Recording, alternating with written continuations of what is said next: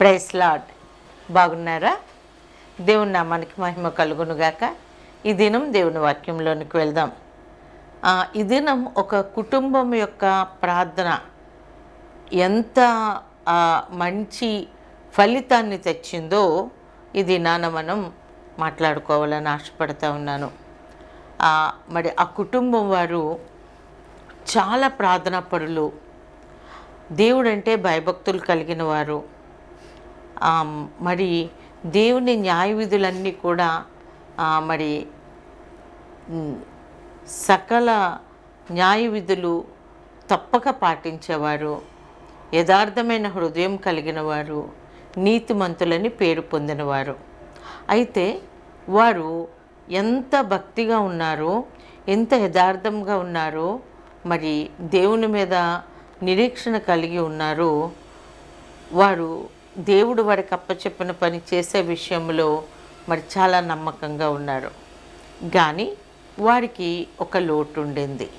ఏంటి ఆ లోటు అంటే, వారిద్దరికి పిల్లలు లేరు. జీవితకాలం అంతా ప్రార్థన చేస్తూనే ఉన్నారు, దేవుని మీద నమ్మకం కలిగి ఉన్నారు, దేవుడంటే భక్తి కలిగి ఉన్నారు, ఆయన ఆజ్ఞల ప్రకారంగా జీవిస్తున్నారు. కానీ అయినా పిల్లలు లేరు. మరి చుట్టూ చూసేవాళ్ళు కూడా ఏంటి, ఎంత భక్తి చేస్తున్నారు, ఎంత ప్రార్థన పరులుగా ఉంటున్నారు, ఎంత ప్రార్థన చేస్తూ ఉంటే, ఇంత భక్తి చేస్తూ ఉంటే వీళ్ళకి పిల్లలు లేకపోవడం ఏంటి అని చెప్పి ప్రశ్నలు మొదలైనవి, అనుమానాలు మొదలైనవి. వారి భక్తి జీవితం ప్రశ్నార్థకంగా అయిపోయింది. వారి ప్రార్థన హేళనగా మారిపోయింది. అలాంటి పరిస్థితుల్లో కూడా దేవుని మీద నమ్మకం వదలకుండా మరి దేవునికి నమ్మదగిన వ్యక్తులుగా దేవుని ఆజ్ఞలు పాటిస్తూనే ఉన్నారు. ఆయన వారికి అప్పచెప్పిన పని చేస్తూనే ఉన్నారు. ప్రార్థన ఆపలేదు, భక్తి ఆపలేదు. వృద్ధులైపోయారు, అయినా పిల్లలు లేరు. చుట్టూ ఉన్న మనుషులు మాటలు వింటూనే ఉన్నారు, మరి క్వశ్చన్ చేస్తూ ఉన్నారు, నిందలు వేస్తూ ఉన్నారు. వీరు ప్రార్థనా జీవితాన్ని కూడా హేళన చేస్తూ ఉన్నారు. అలాంటి కుటుంబం జీవితకాలం అంతా ప్రార్థన చేస్తూ ఉంటే దేవుడు వారికి అకస్మాత్తుగా ఒక దూతను పంపించి మాట్లాడుతూ ఉన్నారు. ఇప్పుడు అర్థమైపోయింది ఎవరో కదండి. ఎవరు ఆ కుటుంబం? జకరియా ఎలిజబెతులు. జకరియా ఎలిజబెతులు ఎంతో నీతి, యథార్థత, దేవుడంటే భక్తి, భయము కలిగి ఉన్న ఆ కుటుంబంలో లోటు ఉండిపోయింది. వృద్ధులైపోయారు, పిల్లలు లేరు. అయినా మరి తన యాజకత్వ ధర్మాన్ని వదలలేదు, ప్రార్థనా జీవితాన్ని వదలలేదు ఎలిజబెత్. ఆ ధూపం వేసే టైంలో తన యాజక ధర్మం చేయడానికి తన వంతు వచ్చినప్పుడు దేవుని మందిరంలో యాజకత్వం జరిగిస్తూ ఉండగా ఆ ధూపం వేసే టైంలో ధూపస్తంభం పక్కనే దూత నిలిచి ఉండడం చూసి ఆశ్చర్యపోయాడు, భయపడిపోయాడు.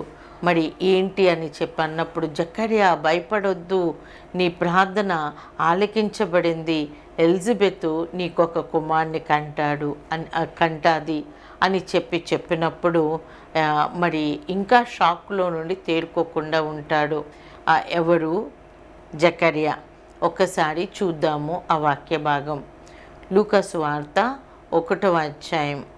ఎలాగా దూత ఏమి మాట్లాడుతూ ఉన్నది, ఎలాగా మరి జకర్యాకి తన పుట్టబోయే కుమారుని గురించి మాట్లాడుతూ ఉన్నారన్న విషయాలు చూద్దాం. లూకా సువార్త 1:13 నుండి చూద్దాం. అప్పుడు ఆ దూత అతనితో, జకర్యా భయపడకుము, నీ ప్రార్థన వినబడినది, నీ భార్య అయిన ఎలిజబెత్ నీకు కుమారుని కనును, అతనికి యోహాను అని పేరు పెట్టుదువు. అతడు ప్రభు దృష్టికి గొప్పవాడై ద్రాక్షరసమైనను మద్యమైనను త్రాగక తన తల్లి గర్భమున పుట్టినది మొదలుకొని పరిశుద్ధాత్మతో నిండుకొనిన వాడై ఇశ్రాయేలీయులలో అనేకులు ప్రభువైన వారి దేవుని వైపునకు తిప్పును. మరియు అతడు తండ్రుల హృదయములను పిల్లల తట్టునకును అవిధేయులను నీతిమంతుల జ్ఞానమును అనుసరించి చేయుటకు త్రిప్పి ప్రభు కొరకు ఆయత్తపడి ఉన్న ప్రజలను సిద్ధపరచుటకై ఏలియా యొక్క ఆత్మయు శక్తియు గలవాడై ఆయనకు ముందుగా వెళ్ళును గనుక నీకు సంతోషమును మహా ఆనందమును కలుగును. అతడు పుట్టినందున అనేకులు సంతోషింతురనెను. మరి దేవుడు దూత ద్వారా కబురు పెట్టింది ఏంటి, ఏం మాట్లాడుతున్నారనంటే, ఇదిగో నువ్వు నీ జీవితకాలం అంతా కూడా ప్రార్థన చేస్తూ ఉన్నావు కదా, ఎలిజబెత్ నీకు కుమారుని కనును. అంతేకాకుండా ఆ కుమారుడు ఎలా ఉంటారు అని అంటే ప్రభు దృష్టికి గొప్పవాడిగా ఉంటాడు. తల్లి గర్భమున పుట్టినది మొదలుకొని పరిశుద్ధాత్మతో నింపబడిన వ్యక్తిగా ఉంటాడు. ఇంకా ఏంటంటే ఇశ్రాయేలీయులు అనేకుల్ని ప్రభువు తట్టు తిప్పేవాడిగా ఉంటాడు. అవిధేయులైన పిల్లలను వాడి తండ్రుల హృదయానికి తిప్పుతారు. అవిధేయులైన వారిని నీతిమంతుల జ్ఞానమును అనుసరించుటకు త్రిప్పుతాడు అని చెప్పి దేవుడు తన దూతతో మాట్లాడిస్తూ ఉన్నారు. ఏలియా యొక్క ఆత్మ కలిగి ఉంటాడు. ఏలియా యొక్క ఆత్మయు ఆ శక్తియు కలిగి ఉంటాడు. అంతేకాదు అతను పుట్టినందున అనేకులు సంతోషిస్తారు. నీవు కూడా మహదానందంతో నింపబడతావు అని మాట్లాడుతూ ఉన్నారు. నిజంగా జకరియా ఎలిజబెత్లు వారు ఎలాంటి నిందలు వచ్చినప్పటికీ వాళ్ళు వృద్ధాప్యంలోనికి వెళ్ళిపోయి పిల్లలు కూడా పుట్టలేనటువంటి మృతతుల్యమైన దేహాలలోకి అంత వృద్ధాప్యంలోనికి వెళ్ళిపోతున్నప్పుడు కూడా వారు దేవుని మీద నమ్మిక ఉంచారు. దేవుని ఎడల భయభక్తులు కలిగి ఉన్నారు. అందుకే వారికి అటువంటి గొప్ప కుమారుని దేవుడు ఇస్తూ ఉన్నాడు. ఏంటి ఆ కుమారుని యొక్క గొప్పతనం అంటే, పుట్టినది మొదలుకొని పరిశుద్ధాత్మతో నింపబడిన వ్యక్తిగా ఉంటారు. ఆ దినాలలో పరిశుద్ధాత్మ నింపుదల లేదు. ఆ దినాలలో పరిశుద్ధాత్మ కేవలం గొప్ప గొప్ప ప్రవక్తలకి దేవుని ఆత్మతో నింపబడి వాడు ప్రవచిస్తా దేవుని కార్యాలు చేస్తూ ఉండేవారు. యాక్చువల్గా మలాకి 4వ అధ్యాయము 5, 6 వచనాలలో యెహోవా నియమించిన భయంకరమైన ఆ మహాదినము రాకమునుపు నేను ప్రవక్తయగు ఏలియాను మీ యొద్దకు పంపుదును. నేను వచ్చి దేశమును శపింపకుండునట్లు అతడు తండ్రుల హృదయములను పిల్లల తట్టును పిల్లల హృదయములను తండ్రుల తట్టును తిప్పును. దేవుడు ఏమంటున్నారంటే, ఇదిగో నేను తీర్పు దినాన రాక మునుపు దేశమును శపించకుండా ఉండడానికి తండ్రుల హృదయాలు పిల్లల తట్టు పిల్లల హృదయాలు తండ్రుల తట్టు తిప్పే శక్తి కలిగిన ఒక ప్రవక్తను, ఏలియా ఆత్మ వంటి బలమైన ఆత్మ కలిగిన వ్యక్తిని నేను పంపిస్తాను అని చెప్పి దేవుడు ప్రకటన చేస్తారు మలాకి ద్వారా. ఆ తర్వాత దేవుని వాక్కు కానీ దేవుని ప్రత్యక్షత కానీ దేవుని ఒరాకల్ కానీ ఇంకా లేకుండా 400 years సైలెంట్ పీరియడ్ ఉంటుంది. ఆ సైలెంట్ పీరియడ్లో దేవుని దగ్గర నుండి ఒక మాట లేదు, ఒక దర్శనం లేదు, ఒక ఒరాకల్ లేదు. ఆ సైలెంట్ పీరియడ్గా ఉన్న ఆ టైంలో for the first time 400 years తర్వాత జకర్యాతో దేవుడు తన దూత ద్వారా మాట్లాడుతూ ఉన్నాడు. దేవునికి స్తోత్రం, హల్లెలూయ. జకర్యాతో మాట్లాడారు అని అంటే వారి యొక్క భక్తి జీవితం, వారి యొక్క ప్రార్థనా జీవితం. ప్రైజ్ ద లార్డ్, హల్లెలూయ. ఎలాంటి పరిస్థితుల్లో వాళ్ళు దేవుని యందు భయభక్తులు కలిగి ఉన్నారు అంటే వారి మీదకే, వారి భక్తి మీదకే, వారి ప్రార్థన మీదకే నిందలు వచ్చిన అటువంటి సమయంలో మరి దేవుడు మాట్లాడుతూ ఉన్నారు. వారి ప్రార్థన, వారి దేవుని మీద నమ్మకం ఎలాంటి పరిస్థితుల్లో ఉన్నారంటే, నిరీక్షణకు ఆధారము లేని టైంలో, అలాగే మరి ప్రార్థనకు జవాబు రాలేదని వారి ప్రార్థననే హేళన చేసిన టైంలో, నిందలు అవమానాలు పొందే ఆ టైంలో వారు విడువక ప్రార్థన చేశారు. మరి విడువక దేవుని యందు భయభక్తులు పూనారు. కాబట్టే దేవుడు వారి ప్రార్థనను, వారి విశ్వాసమును, వారి భక్తిని ఏమంటారంటే వారి భక్తిని దేవుడు ఆనర్ చేశాడు. ప్రైజ్ ది లార్డ్, దేవునికి స్తోత్రం. మరి మనము చూసినట్లయితే దేవుని మీద వారు ఎంత నమ్మకం కలిగి ఉన్నారంటే, యోబు 42:2 మనము చూస్తే, నీవు సమస్త క్రియలు చేయగలవనియు, నీవు ఉద్దేశించినది ఏదియో నిష్ఫలము కానేరదనియు నేనెప్పుడు తెలుసుకుంటేని. యోబు అంటున్నాడు, తను చాలా కష్టం పడిన తర్వాత, శ్రమలు పొందిన తర్వాత నువ్వు ఏ పనైనా చేస్తావో, నీ ఉద్దేశాలు ఏవి కూడా నిష్ఫలం కానేరవు అని యోబు దేవుని దర్శనం, దేవుని విన్నప్పుడు కనుక్కున్నాడు. కానీ జకరియా, ఎలిజబెత్లు మాత్రం దేవుడు సర్వశక్తుడని వాళ్ళు నమ్మిక ఉంచి ఉన్నారు. అలాగే దేవుడు వాడికి బిడ్డలను ఇవ్వకపోతే దేవుడి మీద ఎటువంటి నమ్మకం వాడు కలిగి ఉన్నారంటే, ప్రభువా నీ ఉద్దేశాలు చాలా గొప్పగా ఉంటాయి, నీ తలంపులు చాలా గొప్పగా ఉంటాయి అని చెప్పి దేవుని యొక్క ఉద్దేశాలు, దేవుని యొక్క చిత్తం మీద వాళ్ళు ప్రగాఢమైన నమ్మకం కలిగి ఉన్నారు.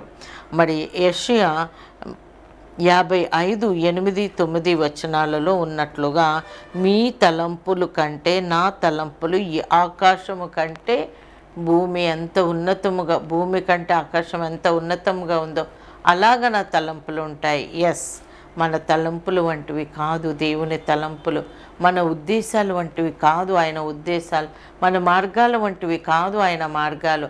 ఆయన మార్గాలు ఉన్నతమైనవి, ఆయన ఉద్దేశాలు మేలుకరమైనవి, ఆయన తలంపులు ఆకాశము కంటే ఎత్తైనవి, అంత ఉన్నతమైనవి. కాబట్టి మన జీవితాలలో మనము కూడా ప్రార్థన చేస్తూ ఉన్నప్పుడు కొన్ని సందర్భాలలో మనం ప్రార్థనకి జవాబు రాలేదని విసిగిపోతాం, వేసారిపోతాం. ఇంకెందుకు నా ప్రార్థన, దేవుడు ఆలకించినప్పుడు ఇంక నేనెందుకు ప్రార్థన చేయాలని మనం చాలా కృంగిపోతూ ఉంటాం. కానీ దేవుని వాక్యం ఏం సెలవిస్తూ ఉన్నది, యెహోవా కొరకు ఎదురు చూచువారు నూతన బలం పొందుకుంటారు. కీర్తనలు 40 మనము చూస్తాం. మరి వారు అలియక ఎగిరిపోతారు. ఎలాగా, మరి పక్షిరాజు యవ్వనము వంటి యవ్వన బలాన్ని దేవుని కొరకు ఎదురు చూచేవాడికి ఇస్తారు. ప్రైజ్ ది లార్డ్, హల్లెలూయా. దేవుడు తన యందు భయభక్తులు కలిగి తన మీద నమ్మకం పెట్టుకుని తన కొరకే ఎదురు చూస్తున్న వారిని కృంగిపోనివ్వడు, నూతనమైన బలాన్ని ఇస్తాడు. దేవునికి స్తోత్రం, హల్లెలూయా. అలాగే వీరిద్దరూ కూడా దేవుడంటే భక్తి కలిగి ఉన్నారు, దేవుని మీద అపారమైన నమ్మకం కలిగి ఉన్నారు. కాబట్టే మరి వాళ్ళు బహుశా వారు వ్యక్తిగతంగా ప్రార్థన చేసినప్పుడు చాలా కన్నీరు కార్చి ఉంటారు, దుఃఖముతో ప్రార్థన చేస్తుంటారు. ప్రభు, అందరికీ పిల్లలు ఉన్నారు, మాకు లేదు. కీర్తనలు 126:5-6 మనము చూస్తే, కన్నీళ్లు విడిచుచు విత్తువాడు సంతోషగానముతో పంట కోసెదరు. నిజమే కదా, మనం ఎంత కన్నీరు దేవుని సన్నిధిలో కన్నీరు కారుస్తూ ప్రార్థన చేస్తే ఖచ్చితంగా సంతోషగానాలతో మనం కూడా పంట కోస్తాం. ప్రైజ్ ది లార్డ్, హల్లెలూయా.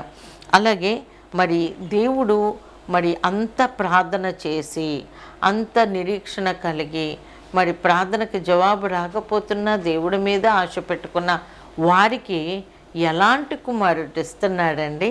అసలు నాకు చాలా ఆశ్చర్యం అనిపిస్తుంది. చూడండి, ప్రభు దృష్టికి గొప్పవాడుగా ఉంటాడు ఆ కుమారుడు. యోహాను సువార్త 5:35 మరి యేసుక్రీస్తు ప్రభువు పరిచర్యలో మాట్లాడుతూ మధ్యలో ఏమంటారంటే, అతడు మండుచూ ప్రకాశించుచున్న దీపం అని యోహాను గురించి మాట్లాడతారు. అలాగే లూకా సువార్త 7:28 మరి యేసుక్రీస్తు ప్రభువారు ఏమంటున్నారంటే, స్త్రీలు కనిన వారిలో యోహాను కంటే గొప్పవాడెవడునూ లేడు. చూడండి అసలు ఎంత ఆనర్ చేస్తూ ఉన్నారు. యేసుక్రీస్తు ప్రభువారి స్వయాన స్త్రీలు కనిన వారిలో యోహాను కంటే గొప్పవాడెవడునూ లేడు అని చెప్పి మాట్లాడుతూ ఉన్నారు. అవును, ప్రభు దృష్టికి గొప్పవాడిగా ఉంటాడు. ప్రైజ్ ది లార్డ్, హల్లెలూయా. లూకాసు వార్త 1:14 మాట చూస్తాం. అలాగే ఆ 14 నుంచి కూడా ఆ కింద వచనాల వరకు కూడా ఒకసారి మనం అలా చూసుకుంటూ వెళితే ఎంత ప్రార్థన చేసినందుకు ఎంత గొప్ప కుమారుని దేవుడిచ్చాడు అన్నది మనం ఇప్పుడు చూస్తూ ఉన్నాం. పుట్టినది మొదలుకొని పరిశుద్ధాత్మతో నిండుకొనిన వాడై, ఆ టైంలో పరిశుద్ధాత్మ దేవుని విజిటేషన్ లేదు, దర్శనాలు లేవు. అయినప్పటికీ కూడా ఈ యోహాను మాత్రం పుట్టినది మొదలుకొని పరిశుద్ధాత్మతో నింపబడిన వ్యక్తిగా ఉన్నాడు. మరి ఇశ్రాయేలీలలో అనేకులను ప్రభువైన వారి దేవుని వైపు త్రిప్పే వ్యక్తిగా ఉంటాడు. అంతేకాదు తండ్రుల హృదయాలు పిల్లల తట్టు తిప్పి మరి శాపం పొందుకోకుండా బిడలు మరి ఏలియా యొక్క ఆత్మయు శక్తియు కలిగి ఉన్నాడు. ఎవరు? బాప్టిజం ఇచ్చి యోహాను. అవిధేయులను నీతిమంతుల జ్ఞానమును అనుసరించడానికి తిప్పేవాడిగా ఉంటాడు. ప్రభు కొరకు ఆయత్తపడి ఉన్న ప్రజలను సిద్ధపరుస్తాడు. అంతేకాదు ఇదిగో ప్రభు మార్గం సిద్ధపరచండి అని అరణ్యంలో ఒక శబ్దము చేసే కేకగా ఇతని గురించి రాయబడి ఉన్నది. మరి అతడు పుట్టినందుకు అనేకులు సంతోషిస్తారు.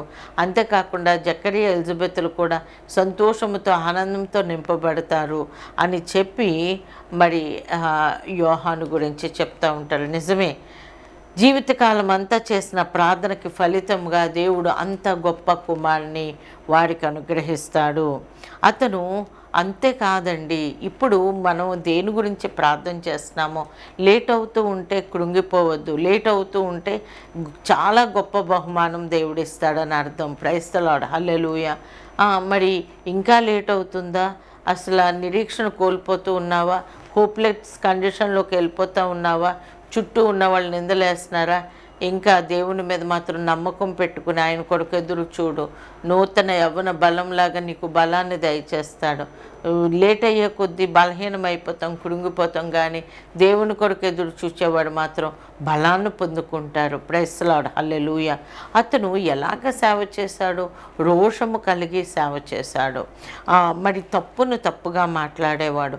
అతని దగ్గరికి మారు మనస్సు నిమిత్తం బ్యాప్టిజం ఇస్తూ ఉంటే యోర్దాను నదిలో మరి అనేక మంది వస్తూ ఉన్నారు. సుంకాన్ని కలెక్ట్ చేసేవారు, ట్యాక్స్ కలెక్టర్స్ కూడా వస్తూ ఉన్నారు. వారందరికీ కూడా ఇదిగో మీరు ఎంత తీసుకోవాలి, అంతకన్నా ఎక్కువ తీసుకోవద్దు, ఇదిగో మీరు సరిగ్గా డ్యూటీ చేయండి, అలాగే ప్రతి ఒక్కరికి కూడా ఉన్నది ఉన్నట్టుగా తప్పును తప్పుగా చెప్తూ ఉండేవాడు. మరి అలాగ తప్పులు చేస్తూ వస్తూ ఉన్న వాళ్ళకి మరి అతను ఏమన్నానంటే ఎలా సంబోధిస్తున్నారో తెలుసా? సర్ప సంతానమా అని. అంటే దేవుడు అంటే ఎంత రోషము కలిగి ఉన్నాడు అని అంటే మరి తప్పులు చేసే వాళ్ళని సహించలేకుండా ఉన్నాడు. అంత ఆత్మశక్తితో నింపబడిన వ్యక్తిగా ఉన్నాడు ఈ బాప్టిజం ఇచ్చి యోహాను. అతను మరి హేరోదు, మరి అప్పుడు పాలించే హేరోదు కూడా అతని తమ్ముడు భార్యను మరి తన దగ్గర ఉంచుకున్నందుకు అతన్ని వదలలేదు.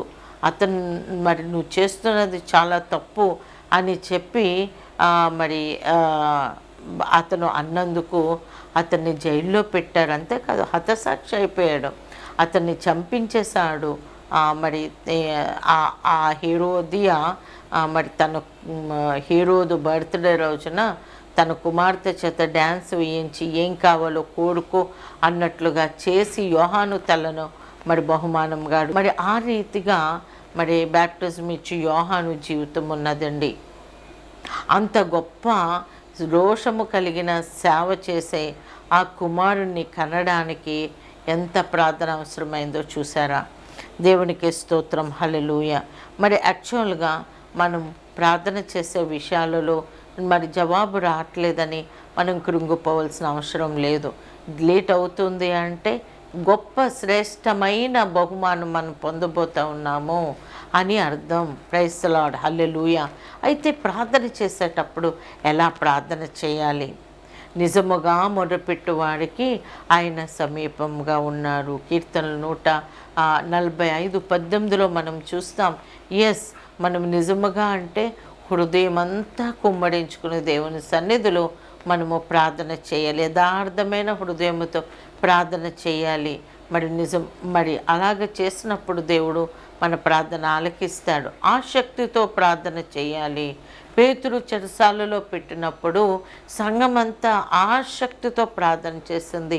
అపోస్తుల కార్యములు 12:5 మనం చూస్తే పేతురు చెరసాలలో ఉంచబడ్డాడు. 2 చేతులకి 2 కాళ్ళు బండలు వేశారు, సంకెళ్ళు వేశారు. చతుష్టయము కాపలాగా ఉన్నారు సైన్యము. షిఫ్ట్ సిస్టంలో అంతమంది ఉన్నప్పటికీ సంఘం అయితే ఆసక్తితో ప్రార్థన చేసినప్పుడు దేవుడు తన దూతను పంపించి ఆ సంఖ్యలు విడదీసి ఆ మూసి ఉన్న తలుపుల్లో నుండి పేతుర్ని బయటికి తీసుకొచ్చాడు. కాబట్టి ఆసక్తితో మన ప్రార్థన చేయాలి. అంతేకాకుండా పట్టుదలతో ప్రార్థన చేయాలి. మనం దేన్ని అడుగుతున్నామో దాన్ని పొందుకునేంత వరకు మన పట్టుదల వదలకూడదు. నిరీక్షణకు ఆధారం లేనప్పుడు కూడా దేవుని మీద నమ్మకంతో సర్వశక్తిగలకు దేవుడు, మనకి సమస్త క్రియలు చేయగలిగిన దేవుడు మనం అడుగుతున్నాము. ఒక తండ్రిని కుమారుడు అడుగునట్లుగా మనం అడుగుతున్నాము. ఆ తండ్రిని బిడ్డ రొట్టెని అడిగితే రాయిని ఇవ్వడు కదా, చేపను అడిగితే పాముని ఇయ్యడు కదా. అలాగే మనము కూడా అడిగిన ప్రతీది కూడా మనం ఇంకా లో క్వాలిటీది అడుగుతామేమో కానీ దేవుడు ఇచ్చేటప్పుడు శ్రేష్టమైంది మనకిస్తాడు. దేవునికి స్తోత్రం, హల్లెలూయా. దేవుడు దేవునికి ప్రార్థన చేసినప్పుడు వినయముతో, విధేయతతో, దీన మనసుతో మనం ప్రార్థన చేయాలి. గతంలో మనం ధ్యానం చేసుకున్నాం. కీర్తనలు 86 దావీదు ఏమంటున్నాడంటే, నేను దీనుడను దరిద్రుడను అని చెప్పి, మరొక చోట అంటున్నాడు, నీవే నా కొండ నా కోట అని చెప్పి. ఎందుకంటే దీనుల ప్రార్థన దేవుడు ఆలకిస్తాడు. నలిగిన వాడికి ఆయన మహాదుర్గముగా ఉంటాడు. మనం దీన మనసుతో ప్రార్థన చేసినప్పుడు ఖచ్చితంగా దేవుడు మన ప్రార్థన ఆలకిస్తాడు. విడిగి నలిగిన హృదయం గలవాడికి ఆయన ఆసన్నుడిగా ఉంటాడు. అవును, మనం ప్రార్థన చేసినప్పుడు విడిగి నలిగిన హృదయంతో ప్రార్థన చేసినప్పుడు దేవుడు ఖచ్చితంగా జవాబిస్తాడు.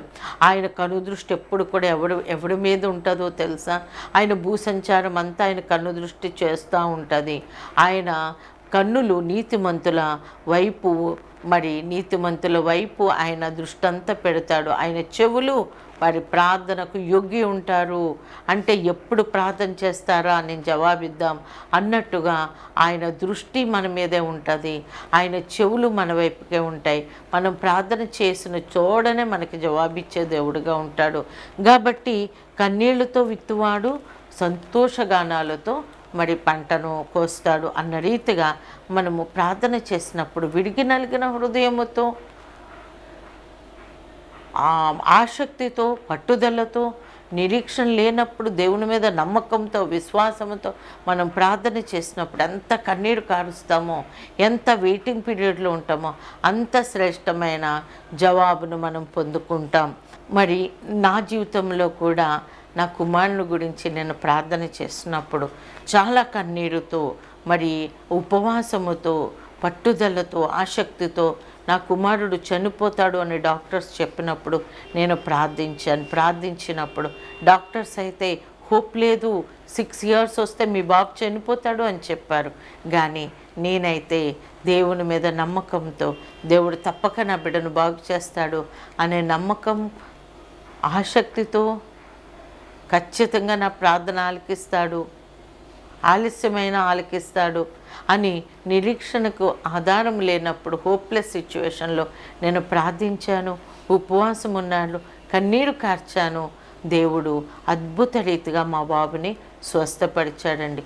3.5 సంవత్సరములు కన్నీరుతో, ఉపవాసంతో ప్రార్థన చేసినప్పుడు డాక్టర్స్ అయితే మీ బాబుని మర్చిపోండి అని అన్నారు.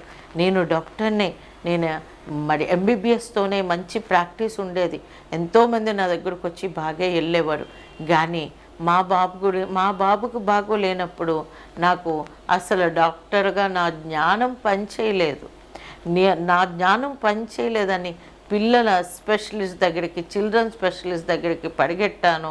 నిమ్హాన్స్ హాస్పిటల్ అనే పెద్ద హాస్పిటల్, మరి బాబుని అక్కడికి తీసుకెళ్ళినప్పుడు ఒక భయంకరమైన రోగం, మందులు లేవు, 6 yearsకి చనిపోతాడని చెప్పినప్పటికీ కూడా నేను దేవుని మీద నమ్మకంతో, దేవునికి ఇష్టం లేని నా జీవితాన్ని వదిలిపెట్టి ఆసక్తితో, కన్నీరుతో, దీన మనస్సుతో, విడిగి నలిగిన హృదయంతో ప్రార్థన చేసినప్పుడు అద్భుతం, ఆశ్చర్యం, ఆ జబ్బును దేవుడు తీసేశాడు. దేవునికి స్తోత్రం, హల్లెలూయా. మరి అలాంటి గొప్ప కార్యాలు చేయగలిగిన శక్తిమంతుడు దేవుడు. ప్రైజ్ ది లార్డ్, హల్లెలూయా.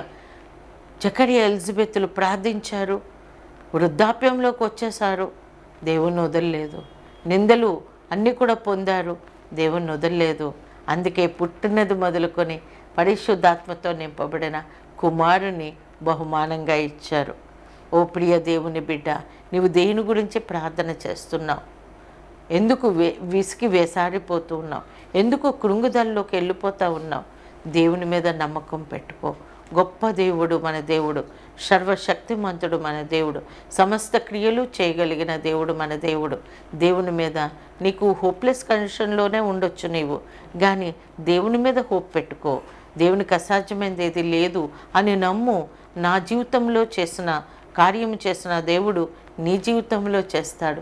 జకరియా ఎలిజబెతులకు వృద్ధాప్యములో ఒక గొప్ప ప్రభు దృష్టికి గొప్పవాడైన కుమారుని ఇచ్చిన దేవుడు నీ సమస్యకు కూడా పరిష్కారం చేస్తాడు, ఖచ్చితంగా చేస్తాడు. నీ ప్రార్థన ఆలకిస్తాడు, నీ కన్నీటిని మరి తుడిచి ఆనంద బాష్పాలుగా చేస్తాడు. మరి కన్నీరుతో విత్తేవాడు సంతోషగానాలతో పంట కోస్తాడు అన్నట్లుగా మరి నా జీవితంలో ఎలా చేశాడో కార్యం దేవుడు ఇప్పటికీ మా బాబు బ్రతికే ఉన్నాడు, సజీవంగా ఉన్నాడు. ప్రైజ్ ది లార్డ్, హల్లెలూయా. నా జీవితంలో చేసిన దేవుడు, జకరియా ఎలిజబెత్ జీవితంలో చేసిన దేవుడు గొప్ప అద్భుతమైన కార్యం నీ జీవితంలో కూడా చేస్తాడు. నీ ప్రార్థన కూడా ఆలకిస్తాడు, నీ కన్నీటిని సంతోషంగా మార్చేస్తాడు. అలాంటి గొప్ప దేవుణ్ణి మనం కలిగి ఉన్నాం కాబట్టి ఇంకా ఆలస్యం ఎందుకు? ఆసక్తితో ప్రార్థన చేద్దాం, దేవుని మీద నమ్మకం ఉంచుదాం, దేవుని కొరకు ఎదురు చూద్దాం.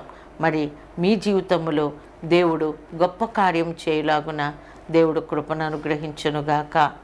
ప్రార్థన చేసుకుందామా?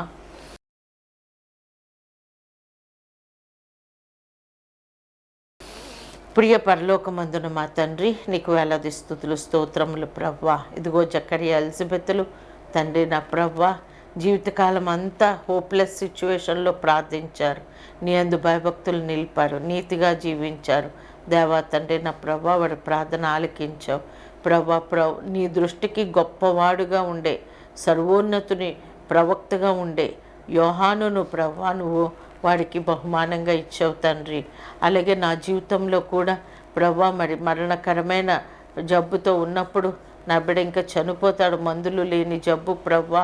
అలాంటి స్థితిలో నేను ప్రార్థన చేయగా నా ప్రార్థన ఆలకించి నా కుమార్ని స్వస్థపరిచావు. ఇదిగో ఈ వాక్యం వింటూ ప్రార్థనలో ఏకోపిస్తున్న నీ ప్రియ బిడ్డల కొరకు ప్రార్థన చేస్తున్నాను. ఏ బిడ్డ ఏ అవసరతతో కృంగిపోతూ ఉన్నారో, కన్నీరు కారుస్తున్నారో, విలపిస్తున్నారో, దుఃఖంతో ఉన్నారో, కృంగి ఉన్నారో వారిలో ప్రభా యేసయ్య నీ మీద నమ్మకంతో ప్రార్థన చేస్తూ ఉండగా, ఆసక్తితో ప్రార్థన చేయడానికి పూనుకొని చుండగా, ప్రభా పట్టుదలతో ప్రార్థన చేస్తూ ఉండగా వాడి కన్నీరుని నాట్యంగా మార్చండి ప్రభా. యేసయ్య నా తండ్రి వాడి కన్నీరుని తొడవండి ప్రభా. వాడికి గొప్ప ప్రభా బహుమానాన్ని ప్రార్థనకు ఫలితముగా మీరు దయచేయమని నజరేయుడైన శక్తి కలిగిన యేసయ్య అతి పరిశుద్ధమైన నామంలో ఈ ప్రార్థన అడిగి వేడుకుంటున్నాం తండ్రి, ఆమేన్. జకరియా ఎలిజబెతులకు గొప్ప బహుమానం ఇచ్చిన దేవుడు, నాకు మరణకరమైన చనిపోయే బాబుని స్వస్థపరిచిన దేవుడు నీ యొక్క ప్రార్థన కూడా ఆలకించి గొప్ప అద్భుతమైన జవాబును దయచేస్తాడు. కాబట్టి కృంగిపోవద్దు, దేవుని మీద నమ్మకం పెట్టుకుని ప్రార్థన చేద్దాం. ఓకే, నీ జీవితంలో కూడా గొప్ప కార్యం చేస్తాడు. God bless you. Praise lord.